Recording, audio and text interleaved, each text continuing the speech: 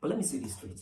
God's original intent is to restore you to dominion and not to worship.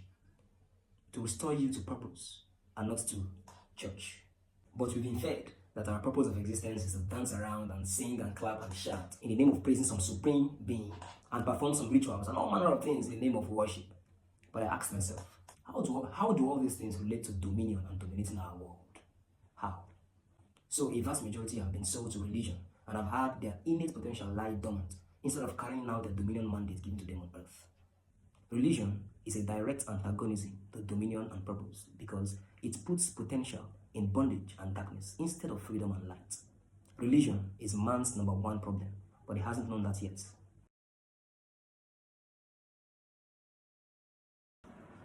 Good day, ladies and gentlemen. This is EO Israel with you, and I'm so excited to start this project with you. This is a video series with EO, and it's the very first video we're going to be having, and it's a video that starts a series where we'll be talking about a lot of things that I feel that bedevil and maybe becloud our thinking and is a clog in the wheel of progress for us as humans on the earth. And today we are going to start off with one major problem of man. I think it is one very big problem of man that is problematic actually in our way of progress, and we'll be talking about this towards the tail end of this video. So quickly to get into the video, unlike the artists hide away their intent in their painting, which is their creation, God has revealed his intent in his painting, which is the universe, and that's his creation. God reveals his intent to us in two ways. Number one, the general revelation as seen through scientific discoveries and other human endeavors. Number two, special revelation as seen through the manifestation of things that the human mind can never discover, discern, or reveal on its own accord. Such kind of special revelation includes creative ideas, and of course the word of God, which is in the Holy Book. But in all of the revelation that man has been privileged to encounter or to grasp, looks like the answer to the very simple, or as it appears to be, question, which is why was man created on earth, has become a simple but very difficult question for man to give an answer to. We have had a rigmarole around this question to a point we have had thousands of philosophical ideas and more trying to give answers to this particular question. But let us imagine a car manufacturer manufactures a car and goes ahead to empower the car with the free will to think independently and make decisions on its own. And after producing this car, manufacturing this car thinks that it is meant to fly in the air or swim in the water, when it was meant to function on lands, precisely roads. But that's exactly what has happened to the human race. We think and live what we were not created for on the earth, because we are simply gifted with the gifts of free will, the mind to think independently, a mouth to speak, and a heart to make decisions. But how far have our independent thoughts clarified things? How far have they helped us? We have found it uneasy to give answer to the very simple question why we exist on the earth, even though we know and we have discovered lots of laws and principles guiding nature and existence. But looks like we don't really know some principles guiding creation. For example, here is a principle that says, if you want to know the purpose of a thing, do not ask the thing, ask the creator of that thing. Another one says, nothing exists without a purpose to exist. So reflecting on the car manufacturer and the manufactured car, here are two questions I want to pose to you. Number one, who makes cars? What is the purpose of a car? I believe you didn't think too deeply to get answers to those questions. But here are four following questions. Number one, who created the earth? Who created all existence on the earth?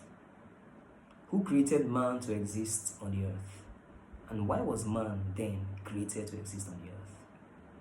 Here you are again. I believe you are quite stuck to the answers to those questions. You might not give them expressly as you could give to the other two answers about the car and the manufacturer. But then, it's God's purpose, God's intent for creating man actually hidden away? Is it difficult to find? Is it really hidden away? Well, for me, I think one of the most simple questions to give answers to is why humans are created on the earth. Because I believe that the Creator himself has expressly given his intent for why man was created, why he made humans on the earth. And it is more of a general revelation than it is a special revelation, where the human mind on its own accord cannot discern, cannot reveal it. But the issue is, man keeps missing the answer. Man keeps missing the point because man keeps asking his fellow man, directly or indirectly, what his purpose is on the earth. Remember a creation principle. If you want to know the purpose of a thing, do not ask the thing.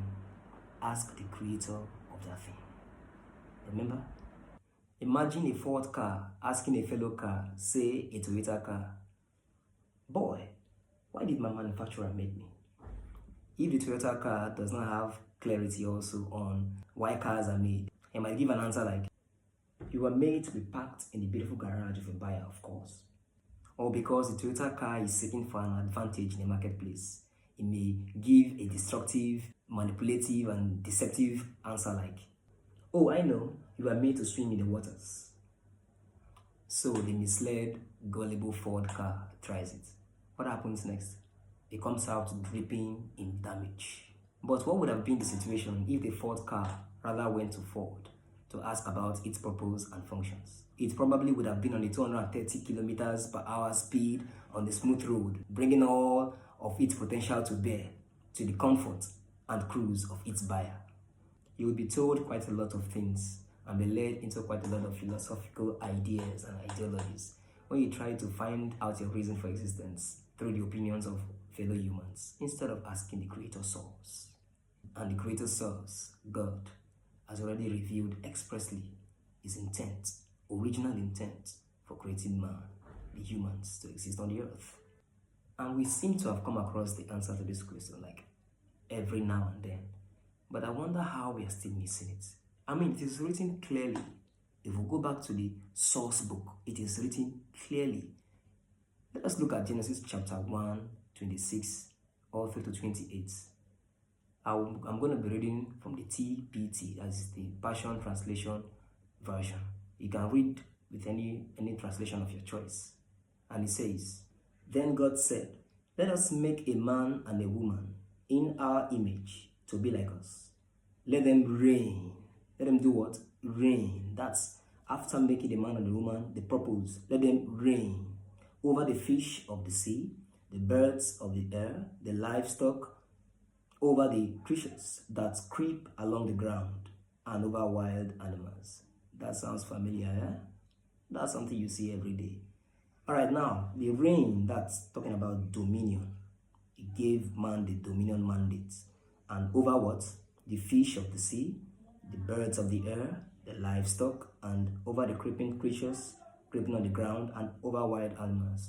Though I believe that the fish of the sea, the birds of the air, and the livestock, and all of these things, as much as they are literal, they are also figurative in meaning. So after God has said that to himself, the next verse just tells us that God just went ahead to create man.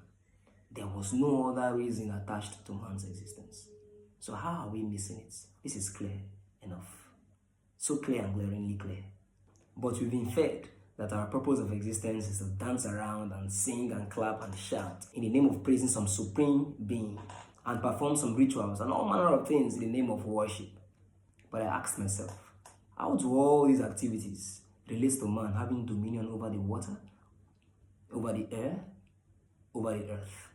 How do all these things relate to man having dominion over the fish, over the cattle, the creeping things, over the birds?